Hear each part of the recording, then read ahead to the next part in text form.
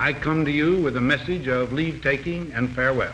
This speech did not get very much attention. When a new president is coming to power, as John Kennedy was, the spotlight was not on Dwight Eisenhower. We have been compelled to create a permanent armaments industry of vast proportions.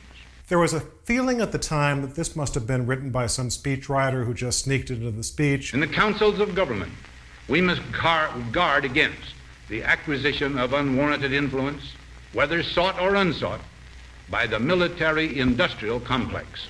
3 months ago, we got contacted by a family up in Minnesota saying that we have documents from Malcolm Moose. He was responsible in part for drafting the military-industrial complex speech. These new papers give us written evidence that this was not just some caprice of Eisenhower's or something by some speechwriter. You see the evolution of his speech from May 1959 to 1961. And he wanted to give this speech for a long time, 2 years.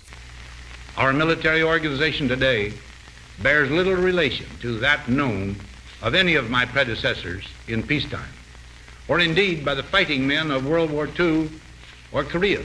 There was one person in Dwight Eisenhower's life whom he really confided almost everything to, and that was his brother Milton. There's one particular document where the speechwriters had already drafted their version of the speech, only to see Milton come along and totally revamp what had already been written. When Milton Eisenhower was taking notes and writing things on the drafts of these speeches, the speechwriters knew that it wasn't Milton talking, it was Ike. The potential for the disastrous rise of misplaced power exists and will persist.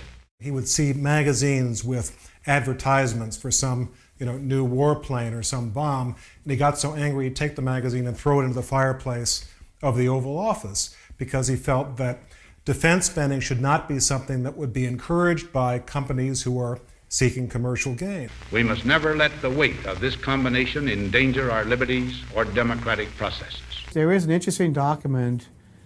It shows that the farewell speech would be made to Congress. But yet, President Eisenhower decided, no, he was going to address the people. Only an alert and knowledgeable citizenry can compel the proper meshing of the huge industrial and military machinery of defense with our peaceful methods and goals, so that security and liberty may prosper together.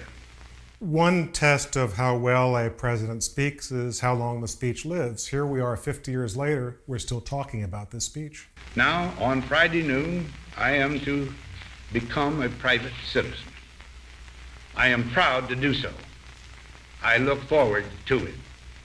Thank you, and good night.